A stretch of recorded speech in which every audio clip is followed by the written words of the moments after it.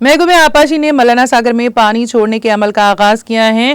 थोगुट्टा में Kaleshwaram lift irrigation project KLIP के हिस्से के तौर पर तामीर करदा मलाना सागर में रंगा नायका सागर से 4 पंपों के जरिए पानी छोड़ा गया। पानी को मिडमानीर से अनंतागिरी जखीरे आब तक लिफ्ट किया गया, जहां से रंगा नायका सागर में पंप किया जा रहा है। साबिक रियासती वजीर बोरुक ने असेंबली सिद्दीपेट हरीश राव ने वजीर आपाशी उत्तम कुमार रेड्डी को इस सिलसिले में मकतूब तहरीर किया था, जिसके बाद महकमे आपाशी ने पंपिंग का आगाज किया। आपाशी के अहदेदारान मलाना सागर जखीरे आब से कोंडा पोचम्मा सागर में भी पानी पंप करने की तैयारी कर रहे हैं।